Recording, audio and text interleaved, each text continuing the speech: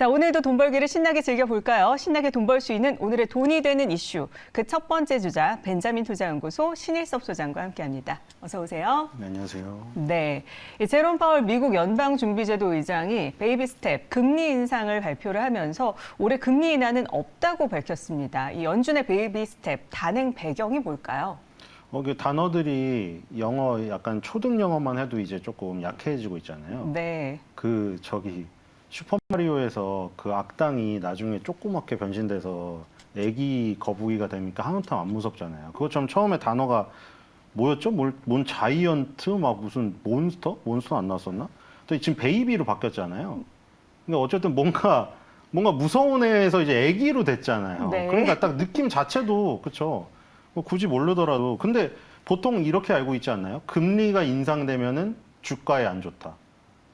뭐 약간 그런 관계로 보통 알고 있지 않나요? 네. 근데 잘 생각을 해보면은 금리가 인상되는 거는 경제가 회복된다는 신호거든요.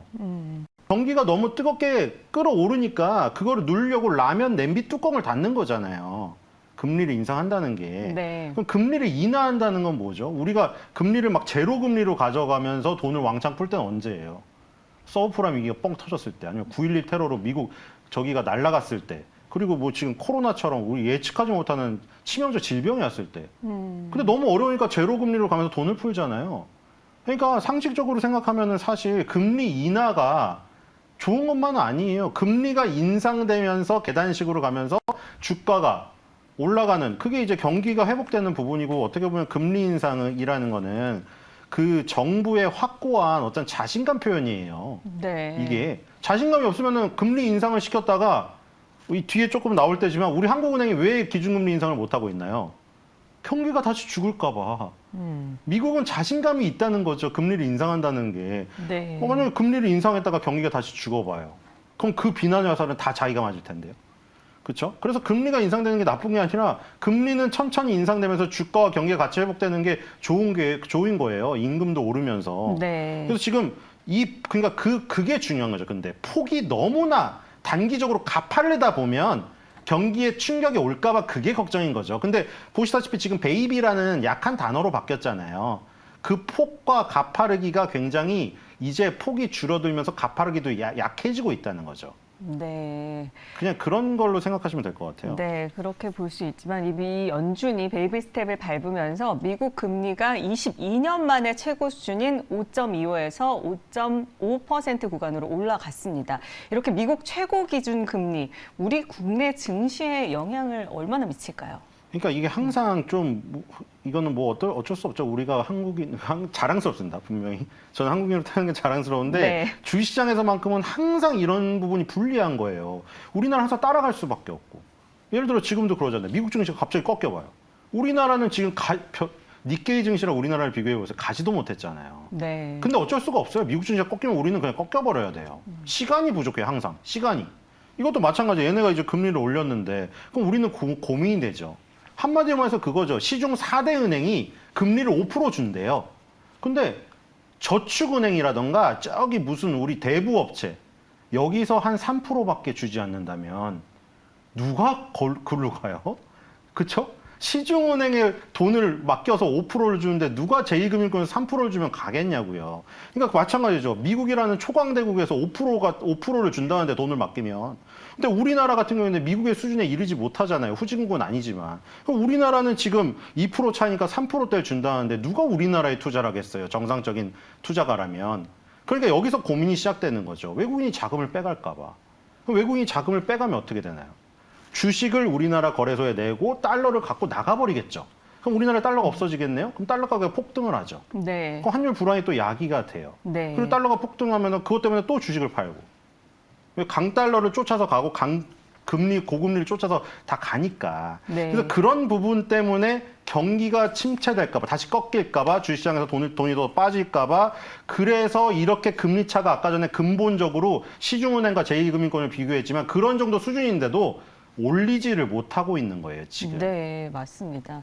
우리와의 금리차 말씀해 주신 대로 최고 2%포인트 역대 최대로 벌어지게 됐는데 금리 격차로 외국인의 투자 자금 유출 그리고 환율 불안 우려 이 목소리가 높고 지금도 말씀을 해주셨는데 여기에 어떻게 대처를 해야 될지 어떻게 보십니까? 그러니까 이게 또 기업의 경쟁력과는 또 별개의 얘기예요. 맞죠? 네. 기업의 경쟁력이 떨어져서 우리나라에 덜 들어오는 것도 있죠. 기본적으로. 세계적인 1등 기업, 1, 2등 기업들은 다 미국 시장에 상장되어 있으니까. 거기에 플러스로 우리나라는 또 이런 문제까지 있다는 거예요. 기업의 경쟁력이랑 상관없이 그냥 환율의 문제 때문에 강달러를 쫓아서 나가버리면 그냥 빠져나가는 거예요. 우리나라 기업의 경쟁력이 좋아도. 그런 부분까지 이제 또 우리는 감수를 하면서 투자를 해야 되는 거고, 이제 그 한미 기준금리 지금 2% 역대 최대치, 이런 부분 때문에 이제 걱정이 되는 거죠. 지금 이제 막 경기가 이제 조금 회복이 되려고 하는 순간인데 금리 차가 이렇게 벌어져 버려가지고 주식시장에 있는 돈까지 다 빠져나가 버리면 굉장히 좀 큰 타격이잖아요. 우리나라는 지금 이제 막 오르려고 시도를 하고 있는데 네. 그런 부분 때문에 또 올릴 수가 없어요. 그래서 지금 아주 그냥 애매모호한 상황이죠. 어떻게 그냥 동결을 하면서 네. 시간을 끄는 방법. 그러니까 쫓아가진 못하니 우리는 그냥 동결을 시키고 걔네가 내릴 때 내려가지고 미국이 금리를 인하해가지고 좁혀지는 것만 바라보고 있는 약간 그런 상황인 것 같습니다. 네, 그렇군요. 사실 그래서 이 질문 드리고 싶었는데 이 8월에 금융통화위원회가 열리잖아요. 한국은행이 고민이 깊을 것으로 보입니다. 내달에 있을 금통위에서 한국은행이 금리를 과연 못 올릴까요? 올릴까요? 어떻게 동결할까요? 지금 뭐 언론을 봤더니 대부분 다 그냥 동결할 것이다. 왜냐면 인하는 못 하죠. 아니, 여기서 인하를 하면은 얼마가 더 그쵸. 그러면은 아까 네. 시중은행과 제2금융권 얘기했잖아요. 네. 상식적으로 시중은행에서 금리를 많이 주는데 누가 제2금융권을 이용해요? 그거랑 똑같은 거예요. 우리나라 제2금융권이라고 생각하시면 되고 네. 미국은 시중 탑 은행입니다. 그렇다면 금리 인하 시기는 언제쯤으로 우리가 좀 바라봐야 될까요? 금리 인하 시기. 미국 얘기하는 거죠. 네. 이 금리 인하는 안 할 것으로 보입니다. 일단 올해 내로는 네. 할 리가 없죠. 아까 말했듯이 금리 인하라는 것은 경기가 꺾이면 하는 거예요. 그러니까 지금 아직 경기가 이제 화랑기로 가고 있기 때문에 지금 사실은 물가 상승을 잡는 데 더 초점이 있지 금리 인하는 상당히 오랜 기간 뒤에나 나올, 그렇죠? 올해 내로는 금리 인하를 거의 못 볼 가능성이, 제가 뭐 금리 전문가나 이런 건 아니지만 상식적으로 생각을 해보는 거예요. 네, 알겠습니다. 인하는 나오지 않을 것으로 보입니다. 네, 금리 얘기 여기까지 해보고요. 최근 2차 전지주, 이 2차 전지주가 워낙 뜨겁게 워낙 2차 전지주를 중심으로 한 국내 주식시장의 변동성이 심했습니다. 이 변동성의 확대가 쏠림 현상이 그래도 완화되는 계기라는 분석이 나왔는데요. 2차 전지주 쏠림 현상, 이제는 완화될 것으로 볼 수 있을까요? 아니면 다시 시작이 될까요? 네, 정말 민감한 주제죠. 너무 이게 왜냐면 궁금합니다. 개인 네. 투자자 여러분, 뭐 어떤 상황인지 다 알아요. 저도. 당연하죠. 예를 들어 거기부터 시작된 것 같아요. 삼성전자. 그 당시에 코로나19 때 아까 말한 대로 코로나19가 터지니까 제로 금리를 가면서 돈을 왕창 불어서 경기를 살리려고 했어요. 그 유동성이 주식시장에 들어가서 그 당시에 처음으로 주식을 시작하신 분들이 많았어요. 그때 인터뷰도 많이 나왔잖아요, 언론에. 객장에서 지점장님이 나와서 인터뷰를 하셨잖아요. 요즘에 주식 처음으로 계좌를 트신 분들이 와가지고 그냥 뭐 다른 소형주나 이런 걸 모르니까 그냥 알아서 사주세요. 삼성전자, 현대차 사주세요. 그래가지고 폭발적으로 삼성전자가 마치 중소형주 움직였단 말이에요. 네. 근데 그 뒤로 어떻게 됐죠? 10만 전자 무슨 12만 전자 간다고 해서 반도체 슈퍼사이클 얘기 나오면서 지금 그거 쏙 들어갔죠. 그 다음에 이제 거기서 이제 한마디로 물을 드셨어요. 이제 삼성전자랑 뭐 주식을 처음 시작해서 그렇게 아픔을 겪어버리니까 주식을 쳐다보고 드시는 거예요. 시작하자마자 꺾여버리니까. 네. 약간 새싹 지려밟기를 당한 거예요. 그러다 보니까 이제 삼성전자에 대해서 굉장한 반감을 갖고 있는 상태에서 이제 2차 전지라는 어떤 굉장히 큰 희망이 떠올랐죠. 왜 이게 희망이 됐냐면 개인 투자자들의 힘으로 올려서 최근에 나오는 모습들을 보면은 굉장히 고점에서, 뭐 장기적으로 보면 고점이 아니라는 분도 있는데 어쨌든 고점에서 외국인들의 숏스퀴즈를 유발하면서 외국인들을 한번 공매도의 어떤 아픔을 겪게 해주는 그것을 경험하다 보니까 아까 전에 삼성전자에서 시작됐던 아픔이 여기서 치유가 돼버린 거예요. 네. 그러니까 어떻게 보다 보니까 이게 완전 VS로 가버린 거예요. 그러니까 이 기관 외국인은 2차 전지를 어떻게든 죽여가지고 반도체로 이끌어서 자기네가 2차 전지에 실패한 거를 여기서 먹으려고 우리를 꼬시고 있다. 이런 식으로 지금 됐거든요.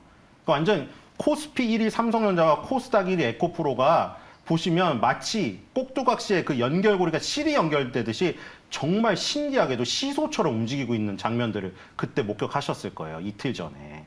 그런 모습들이 목격되는 것이 지금 이런 모든 비하인드 스토리들이 모여가지고 시장에서 지금 발현이 되고 있는 것 같아요. 그러니까 이게 언제 완화될지는 지금 예측을 할 수가 없다. 왜냐하면 양측이 상당히 치열하거든요. 그리고 외국인 기관 공매도를 정말 우리가 무릎 꿇고 앉아서 사과를 받고 막 이러고 싶잖아요. 지금 심정상으로는. 근데 공매도의 상한 기간이 없기 때문에 얘네들은 그냥 버텨버리면 돼요. 그리고 걔네들이 공매도만 쳐놓은 게 아니라 장치가 엄청나게 많잖아요. 네. 예를 들어 파생 상품으로 선물 옵션이라던가 이런 걸로 모든 포지션을 다 구축해놓고 거기서 이득을 볼 수도 있고 공매도도 있죠. 순매수 하는 것도 있죠. 그렇다고 우리나라 주식만 투자하는 게 아니라 세계 각국의 주식을 다 투자하고 있는데 우리나라에서 그냥 손실을 버티면서 계속해서 상환 연장을 해버리는 거예요. 걔네들은. 그러다 보니까 끝을 볼 수는 없는 거죠. 여기서. 단기적인 전투에서 승리할 수는 있을지언정 외국인 기관을 아예 없애버릴 수는 없단 말이에요. 그러다 보니까 이 싸움이 뭐 단기간에 끝날 수가 없는. 그리고 그것을 그냥 안 보고 나는 반도체의 미래 성장성, 엔비디아가 연시장의 성장성, 혹은 뭐 2차 전지는 테슬라와 그리고 우리나라 양극재 소재들이 이끌어갈 이런 성장성에 베팅을 중장기적으로 하겠다는 분들도 사실 지금 하루 이틀 이걸 만약에 HTS나 MTS를 켜놓고 보시는 분이라면은 정말 온전한 정신을 차릴 수는 없을 거예요. 그래도 그런 분이시라면은 어쨌든 이것을 그냥 다 그러니까 안 보는 게 낫다.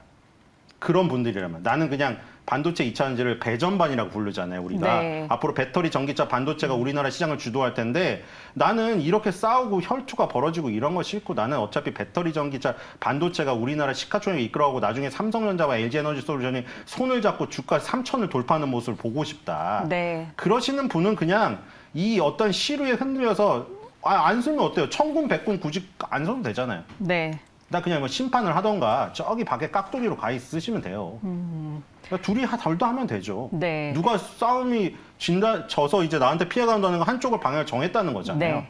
그렇다면 이 쏠림 완화 신호를 계기로 실적이 개선될 가능성이 높은 업종에 관심을 둘 필요가 있다는 목소리가 나오고 있는데요. 2분기에 호실적 업종은 어딜까요?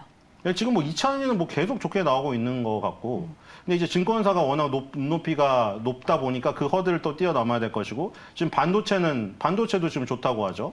그다음에 조선, 엔터 이런 것들이 지금 꼽히고 있는 것 같아요. 오늘도 삼성중공업이 급등을 하던데 조선주도 좀 좋다고 봅니다. 왜냐면 뭐 길게 얘기할 시간 없지만 삼성중공업이 그동안 네. 저기 뭐 드릴식 같은 거 엄청나게 재고 쌓여 있었는데 그 이름이 6호기가 있는데 6개가 다 팔렸어요. 그런 부분들이 후를 털고 일어나가지고 지금 조선 배 수주가 일어나니까 밑단에 있는 피팅주들부터 LNG 보냉제부터 선실 만드는 업체, 듀얼 엔진 만드는 업체 다 가잖아요. 이런 조선 쪽도 좋고 엔터는 지금 계속해서 실적 전망이 좋잖아요. 근데 뭐 주가가 지금 단기적으로 뭐 기술적인 이격이 많이 벌어졌다는 그 단점이 있는 거고 반도체도 지금 사실은 굉장히 빨리 뭐 미리 움직인 감이 없지 않지만 실적으로 눈에 찍히면 더 갈 수도 있다. 왜냐면 어제도 보면은 인텔 회사가 조금 이제 경쟁에서 TSMC랑 삼성에 뒤처진 것으로 나왔는데 실적이 긍정적으로 예상되면서 급등을 했어요. 인텔도. 네. 그래서 그런 모습 때문에 반도체도 좋을 수 있다. 다만 이제 여기서 잊지 말아야 될 것은 요즘에 단어가 많이 나오더라고요. 포모 현상. 그러니까 그거를 가지면 안 돼요.